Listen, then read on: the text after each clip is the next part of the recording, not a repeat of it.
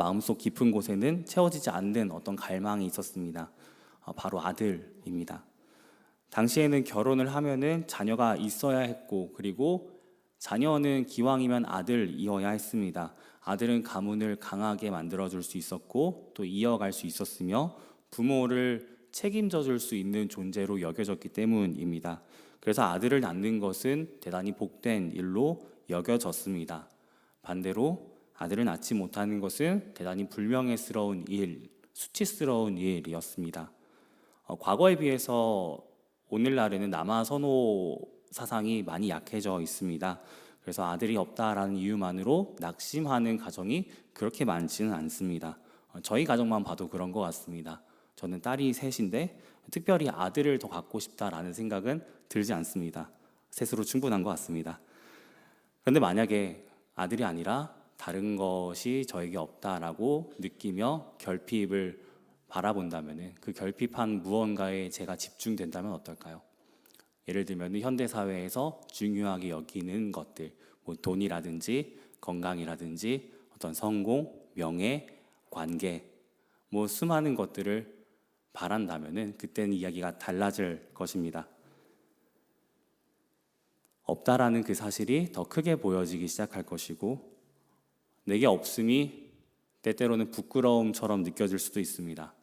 라헬이 그랬습니다. 그래서 라헬은 많은 것을 갖고 있었음에도 불구하고 그것을 누리지 못합니다. 오히려 깊은 수치를 느끼고 있습니다. 게다가 가장 가까운 곳에는 매일 그녀로 하여금 내게 이것이 없다라는 사실을 알게 하는 존재, 내 수치를 더욱더 느끼도록 하는 존재가 있었습니다. 친언니 레아였습니다. 레아와 라헬은 같은 남편을 두고 있는 자매입니다. 언니 레아는 남편의 사랑을 받지는 못했습니다. 그러나 많은 아들을 낳았습니다. 반면에 이미 남편의 사랑을 받고 있던 라헬은 아들이 없었습니다. 그래서 라헬은 아들을 낳기 위해 대단히 많은 노력을 합니다.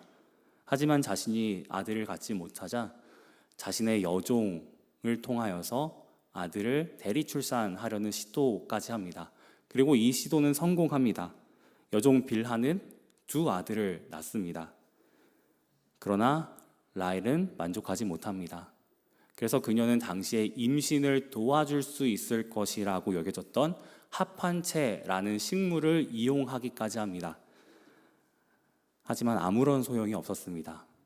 결국 그녀에게는 아들이 없었고 그 시간 동안에 남편 야곱은 10명의 아들을 갖게 됩니다. 집안에 있으면서 그녀는 계속해서 자신이 얼마나 수치스러운 존재인지를 계속 느낄 수밖에 없었던 것이죠. 그러던 어느 날 라헬에게 좋은 일이 일어납니다. 그녀가 임신하게 된 것입니다. 이에 대해서 성경은 세 개의 동사를 사용하여서 하나님께서 하신 특별한 일이라고 설명을 하고 있습니다. 오늘 본문에서 생각하시다, 또 들으시다, 여셨다가 바로 그것입니다. 이 생각한다라는 것은 보통 우리가 어떤 존재를 잊고 있다가 기억이 나거나 문득 그리워져서 생각하게 되는 뭐 그런 경우들을 생각하곤 합니다. 그러나 오늘 본문에서는 다르게 사용되고 있습니다. 하나님께서는 이 시공간에 대한 개념이 우리와 다르십니다. 우리의 한계를 초월하고 계시고 모든 순간을 보고 계십니다. 그래서 성경이 이 동사를 사용할 때에는 종종 이런 의미로 사용되곤 합니다. 하나님께서 자기 백성을 위한 구원을 시작하셨다. 그리고 실제로 창세기 8장을 보시면은 방주에 있던 노아와 동물들을 하나님이 기억하십니다. 이 생각하시다와 기억하시다가 같은 어원을 사용하고 있는데 그때 하나님이 이들을 기억하심으로 물이 줄어들게 하십니다. 그리고 사무엘 1장에서도 임신하지 못하던 여인 한나를 하나님께서 기억하시고 그녀가 임신하도록 하십니다. 하나님의 백성이 겪고 있는 문제에 대해서 하나님이 구원을 베풀어 주실 때 그때 이 단어가 사용된다라는 것을 우리는 성경의 다른 구절들을 통해서도 볼 수 있습니다. 그리고 들으셨다라는 것은 하나님의 어떤 신실한 성품과 또 긍휼히 여겨주시는 마음에 대해서 알려주는 표현이라고 할 수 있을 것 같습니다. 듣기 위해서는 먼저 말해야 합니다. 그래서 어떤 학자들은 라헬이 아들을 갖고 싶은 마음에 평소에 하나님께 기도를 했을 것이다 라고 추정하기도 합니다. 그리고 이 해석은 꽤 일리 있습니다. 그러나 이때 라헬이 하나님께 어떤 신실한 모습으로 기도를 했을 것이다 라고 기대하는 것은 조금 어렵습니다. 성경 전체를 볼 때 라헬의 그 신앙은 대부분 성숙하지 못한 형태로 보여지기 때문에 그렇습니다. 따라서 라헬이 하나님 앞에 아들을 달라라는 기도를 실제로 했다고 했을지라도 우리가 상상하는 것처럼 거룩한 모습도 경건한 모습, 대단히 많은 어떤 하나님 앞에 신실한 그러한 기도들은 아니었을 가능성이 높다라는 것이죠. 미숙한 형태였을 가능성이 더 높습니다. 그럼에도 불구하고 하나님은 그녀의 마음에 귀를 기울이십니다. 긍휼히 여기시고 은혜를 베푸십니다. 이러한 맥락에서 라헬의 소원을 들으셨다라는 것은 라헬의 무언가를 보고 하나님이 내 마음에 들어서 그녀의 소원을 들어주셨다가 아닙니다. 미숙하고 부족하지만 그녀를 불쌍히 여기시고 들어주셨다. 하나님의 어떤 신실하심과 긍휼하신 성품들을, 마음들을 볼 수 있는 것이죠. 그리고 소원을 들어주신 주님은 그녀의 태를 열어주십니다. 그리고 구원이 누구의 손에 달려있는지를 보여주시죠. 라헬은 아들을 낳기 위해 많은 노력을 했습니다. 그러나 갖지 못했습니다. 그런데 하나님이 기억하시고 들으시고 열어주심으로 그녀는 아들을 갖게 됩니다. 그녀가 바라던 구원은 하나님의 손에 달려있다라는 사실을 보여줍니다. 이제 그녀는 더 이상 아들이 없다라는 사실로 고통받지 않아도 됩니다. 그녀는 더 이상 수치를 느끼지 않아도 됩니다. 그래서 라헬이 이렇게 말합니다. 하나님이 내 부끄러움을 씻어주셨다라고요. 그리고 하나님께서, 여호와께서 내게 다른 아들을 더 주시기를 원한다라고 말합니다. 이 부분은 원어로 읽으면 굉장히 흥미롭습니다. 수치를 제거하다라는 동사의 원형은 아사프입니다. 아들을 더하다의 동사의 원형은 야사프입니다. 그리고 하나님께서 주신 아들의 이름은 요세프입니다. 본문 속의 언어 유희를 발견할 수 있는 것이죠. 그리고 이 언어 유희의 흐름들을 따라가다 보면은 우리는 이러한 결론을 만나게 됩니다. 라헬은 요셉을 통해서 수치에서 벗어났다. 그리고 이제 더 많은 아들을 원하고 있다. 이렇게 해석할 수도 있을 겁니다. 라헬이 하나님을 향한 믿음이 생겨나 훨씬 깊은 믿음을 갖게 되어서 이제는 하나님께서 내 태를 여신 것처럼 더 많은 아들을 주실 수 있는 능력자이심을 고백하고 있다라고 볼 수도 있을 겁니다. 그러나 말씀드린 것처럼 라헬의 삶 전체를 봤을 때 그녀는 신앙적으로 깊이 있는 사람이 아니었습니다. 오늘 본문 이후에도 그렇습니다. 그녀는 은혜에 감사하고 있습니다. 그러나 은혜만으로 만족하지 못합니다. 더 많은 것을 소유하려고 애쓰고 있죠. 아버지 라반의 드라빔을 훔친 사건이 대표적이었습니다. 이 드라빔은 당시 가정에 두고 있었던 우상이었는데 사람들은 드라빔을 통해서 우리 가정이 보호를 받기를 원하고 부유해지기를 원하며 또 많은 자녀들을 갖기를 원했습니다. 그러니까 우리 가문을 지켜줄 수 있는 우상으로 이 드라빔을 가정 안에 두곤 했던 것이죠. 라헬은 그러한 기대를 갖고 아버지 라반의 드라빔을 훔쳐 달아납니다. 야곱의 가족이 모두 달아날 때 이 라헬이 몰래 드라빔을 훔쳐 달아갑니다. 은혜를 받았지만 그녀는 여전히 다른 것을 원하고 있죠. 그녀는 은혜가 얼마나 커다란 것인지 알지 못하고 있습니다. 요셉은 하나님이 이제 내 태를 여셨으니 다른 아들을 또 주실 것이다 라는 소망을 줄 수 있는 그 정도가 아니었습니다. 그 정도의 가치가 아니라 훨씬 커다란 가치를 갖고 있었습니다. 물론 그녀는 알지 못합니다. 왜냐하면 그 가치는 훨씬 이후에, 그녀가 죽은 이후에 드러나기 때문에 그렇습니다. 이 아들은 훗날 기근으로 인해서 죽을 위기에 처한 야곱 가족 전체를 구원하게 됩니다. 그러나 라헬은 알지 못합니다. 그저 당장의 내 수치를 제거해 준 아들, 그리고 더 많은 아들을 줄 수 있는 가능성 정도로 보고 있습니다. 그리고 이러한 라헬의 모습은 우리의 삶에서도 발견되곤 합니다. 우리 역시 라헬처럼 세상엔 무언가를 아들로 여기기 때문에 그렇습니다. 우리도 무언가를 간절히 구해본 경험이 있습니다. 그것이 없다라는 사실 자체만으로 부끄러움을 느낀 적도 있습니다. 심지어는 슬픔을 넘어 절망에 빠진 적도 있습니다.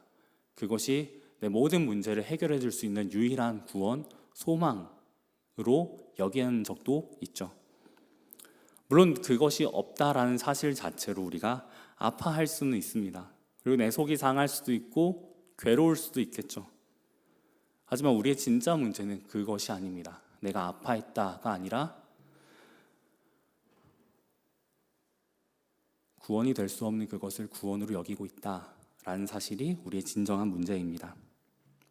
그 결과 우리는 그것을 얻었음에도 불구하고 만족하지 못하곤 합니다. 실제로 여러분의 삶에서도 그러한 경험들이 있으실 겁니다. 주변에 있는 사람들이 갖고 있는 무언가를 나도 갖게 된다면 내가 더 행복할 수 있지 않을까? 내가 더 만족할 수 있지 않을까? 생각해 봅니다. 그리고 원하고 노력하여 때때로는 얻기도 합니다. 그러나 만족되진 않습니다. 더 많은 것을 원하죠. 구원은 하나님께 달려있다라고 성경은 말합니다. 그분은 우리를 기억하시고 우리의 탄식을 들으시며 구원을 이루실 수 있는 유일한 분입니다. 우리에게는 하나님의 은혜가 필요합니다. 그리고 그분의 은혜를 바로 볼 수 있는 믿음의 눈이 필요하죠. 그런 우리에게 성경은 이렇게 말합니다. 우리에게도 갑자기 라헬처럼 좋은 일이 생겼다라고요. 하나님께서 우리를 기억하시고 우리를 위해 일하신 겁니다. 그분은 라헬에게 주신 요셉보다 더 커다란 선물을 준비하셨습니다. 그리고 이것을 잘 드러내고 있는 성경 중에 하나가 바로 누가복음 1장 46절부터 55절까지의 말씀입니다. 이 말씀은 흔히 마리아의 찬가라고 부르는 구절인데 여기에서는 우리가 이러한 내용들을 찾아볼 수 있습니다. 주님께서 그 종 이스라엘을 기억하셨다. 주님께서 여종의 비천함을 돌보셨다. 기억하시면 구원을 가리키는 굉장히 중요한 의미를 담은 단어라고 말씀을 드렸습니다. 주님께서는 마리아를 통해서 자기 백성 전체의 비천함, 수치를 지우시고 구원을 이루셨습니다. 마리아가 구원자가 된 건 아니고 마리아가 사용되었을 뿐이죠. 마리아는 라헬과 굉장히 상반된 상황이었습니다. 라헬은 아들이 없어서 수치를 당했습니다. 반대로 마리아는 아들이 있어서 수치를 당합니다. 그녀가 아직 결혼을 하지 않았기 때문에 그렇습니다. 약혼했지만 그녀는 임신합니다. 그 사실 자체만으로 이 마리아는 정절을 벌인 여인이라는 오해 속에서 수치를 감당해야만 했습니다. 그러나 하나님은 저마다의 자리에서 다양한 수치를 겪고 있었던 당신의 모든 백성들을 위해 놀라운 방식으로 일하셨습니다. 모든 백성들이 갖고 있던 가장 궁극적인 수치를 지워내신 겁니다. 그리고 진정한 영광을 얻게 하셨습니다. 이 영광을 주심으로 이전에 있던 수치들은 더 이상 수치처럼 느껴지지 않도록 하셨습니다. 예를 들면은 현재 북미에서 월드컵이 진행되고 있죠. 만약에 우리나라가 조별리그에서 탈락하지 않았다라고 합시다. 그리고 계속해서 올라가서 우승했다고 합시다. 물론 말이 되지 않는다는 사실은 잘 알고 있습니다. 그러나 만약에 우리나라가 우승을 하게 된다면은 이전에 있었던 모든 수치는 더 이상 수치처럼 여겨지지 않게 됩니다. 우리가 남아공에게 패배를 했든 멕시코에게 패배를 했든 물론 일본에게 패배한다면 그건 꽤 아플 수도 있습니다. 그러나 우승컵을 드는 순간 이전에 있던 모든 패배는 잊혀지게 됩니다. 그것은 최후 승리이기 때문에 그렇습니다. 하나님은 우리에게 그러한 방식으로 물론 이것과 비교할 수 없을 정도로 훨씬 완전하고 아름다운 것으로 주님은 우리에게 선물하심으로 우리가 느끼고 있는 모든 종류의 수치들을 제거하셨습니다. 그리고 그 궁극적인 수치의 정체는 바로 죄이죠. 죄로 인한 부끄러움을 지우십니다. 이 죄는 우리의 삶의 다양한 영역에서 발견됩니다. 겉으로 드러나는 행위뿐만 아니라 우리의 마음, 생각에서도 발견되고 모든 것들을 무너지도록 하죠. 그리고 죄를 범하는 사람은 누구나 죄의 종이 되도록 합니다. 그리고 수치와 비참을 느끼게 합니다. 본인은 잘 모를지라도 그 상태에 빠지도록 합니다. 예를 들어서 탐욕에 빠진 사람이 있다고 합시다. 그런 사람은 만족을 잊어버리게 됩니다. 교만에 빠진 사람은 자신이 높다라는 착각 속에서 얼마나 지금 추락하고 있는지 알지 못합니다. 라헬이 요셉으로 만족하지 못한 이유는 요셉이 부족한 선물이어서가 아닙니다. 하나님보다 다른 것을 더 사랑하고 의지하고 그리고 더 원하는 그녀의 죄된 갈망이 그녀를 계속해서 목마르도록 하기 때문입니다. 그런 점에서 이 죄는 모든 인간에게 수치와 비참함을 안겨다 주는, 그리고 죄는 우리를 죽음으로 이르도록 하기 때문에 가장 궁극적인 원인이라고 할 수 있습니다. 하나님께서는 이것을 우리에게서 지워내십니다. 이를 위해서 그분은 라헬에게 주신 아들보다 더 온전한 아들을 우리에게 선물로 주십니다. 바로 영원 전부터 하나님께서 사랑하시던 그분의 아들입니다. 하나님은 자신의 아들에게 우리가 짊어져야 할 수치를 대신 짊어지게 하셨습니다. 그분은 죄인인 우리를 대신해서 우리가 받아야 될 취급들을 대신 받으십니다. 손가락질 당하셨고 배신당하셨고 헐벗으셨으며 상처 입으셔야 했습니다. 그리고 그분은 십자가에서 죽임 당하셔야 했죠. 무엇보다도 그분은 영원 전부터 나를 사랑하시던 아버지의 사랑으로부터 외면당하는, 오히려 그분의 진노의 심판을 받는 그러한 상황까지 감당하셔야만 했습니다. 그럼에도 불구하고 그분은 이 모든 것을 참아내십니다. 히브리서 12장 2절을 보시면은 이 부분에 대해 잘 기록되어 있는데, 그분은 부끄러움을 개의치 않으셨다라고 합니다. 그분은 부끄러움을 개의치 않으시고 우리와 자리를 바꾸셨습니다. 그분이 단순히 죄인의 자리에 대신 들어가셨다로 끝나지 않습니다. 그분이 하신 일을 자세히 보면은 그분은 우리가 받아야 될 수치와 부끄러움을 대신 짊어지시고 자신이 누리고 있던 영광의 자리로 우리를 옮기셨다라는 것을 보게 됩니다. 이 땅에서 나의 결핍과 나의 죄로 인해 부끄러움을 당하고 만족하지 못하던 우리를 당신이 있던 자리로 옮기셔서 하나님의 자녀가 되게 하시고 그 자녀만이 누릴 수 있는 영원한 만족을 맛볼 수 있도록 하신 겁니다.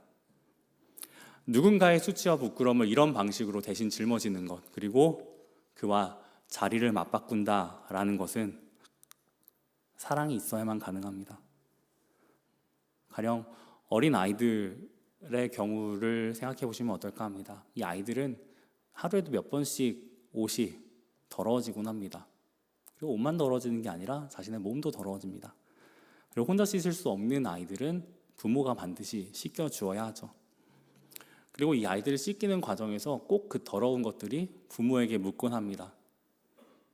저희 아이들도 그렇습니다. 하지만 그렇다고 해서 이 아이들을 씻기는 것을 포기하거나 피하는 부모는 없습니다. 왜요? 사랑하기 때문이죠. 사랑하는 이 아이의 몸에 묻은 것, 또 옷에 묻은 그 더러운 것이 이 아이에게 계속 남아있는 것을 원치 않습니다. 그래서 그 아이가 묻혀있는, 그 아이에게 묻어있는 그것이 내게 묻는 것은 괜찮습니다. 개의치 않습니다. 하나님께서 우리에게 그런 방식으로 일하셨습니다. 우리를 너무나 사랑하셔서 부족한 우리가 느껴야 될, 죄인 된 우리가 느껴야 될 모든 더러움과 아픔과 수치를 기꺼이 안으시고 겪으시고 십자가를 대신 짊어지시고 우리의 수치를 지워주셨습니다. 우린 이 땅을 살아가면서 많은 만족이 있을 것이라 기대합니다. 이것에 대해서 잘 보여주는 어떤 문학 중에 하나가 저는 찰스 딩킨스의 위대한 유산이라고 생각을 합니다. 이 위대한 유산에 등장하는 주인공 핍은 도시에 나가서 신사가 된다면은 내 삶이 더 완벽해지고 인정받게 되고 그리고 내가 더 행복할 것이라 기대합니다. 그래서 그는 나갑니다. 그리고 신사의 어떤 그 삶들을 살아갑니다. 하지만 그것이 그의 마음을 만족시켜주진 못합니다. 이것은 단순히 문학 작품의 이야기가 아니라 우리의 삶 전체에 드러나고 있는 어떤 일이죠. 우리는 이 땅을 살아갑니다. 이 땅에 있는 무언가가 우리를 만족시켜 줄 거라 기대합니다. 원합니다. 노력합니다. 하지만 얻지 못함으로 아파하기도 하고 얻었지만 만족하지 못하기도 합니다. 그럼 우리에게 필요한 것이 무엇이냐면은 바로 이 하나님의 아들입니다. 우리의 구원자는 그분밖에 없습니다. 우리를 만족시켜 주실 수 있는 분은 그분밖에 없습니다. 이런 점에서 이 시를 묵상하는 것은 우리에게 유익하리라 생각됩니다. 19, 20세기 영국의 목사이자 시인인 에드워드 실리토가 남긴 상처 입은 예수라는 시입니다. 이 시의 끝부분만 제가 읽어드리도록 하겠습니다. 우리의 상처에는 오직 하나님의 상처만이 말을 걸 수 있습니다. 상처를 지닌 신은 아무도 없습니다. 오직 주님만이 상처 입으셨습니다. 우리는 누구나 이 죄로 인해서 수치를 안고 살아갑니다. 부끄러움을 갖고 살아갑니다. 하나님은 그런 우리에게 말을 건네실 수 있는 그리고 우리를 위해 그걸 입으실 수 있는 유일한 분입니다. 아마도 우리가 상상했던 그러한 아들은 아닐지도 모릅니다. 왜냐하면 우리가 바라던 것은 늘 빛나고 찬란하며 아무런 흠이 없는 것이기 때문입니다. 상처 입은 예수는 어쩌면 우리가 바라던 이상적인 아들의 모습은 아닌 것처럼 보일지도 모릅니다. 그러나 복음 안에서 믿음의 눈으로 그분을 바라볼 때 우리는 그분이야말로 아무런 흠이 없고 아름다우며 영광스럽고 찬란하다는 것을 보게 됩니다.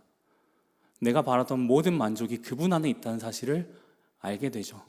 그리고 그분의 상처는 나의 것이었으며 그 모든 것들은 영광의 상처로 빛나고 있다는 사실을 우리는 깨닫게 됩니다.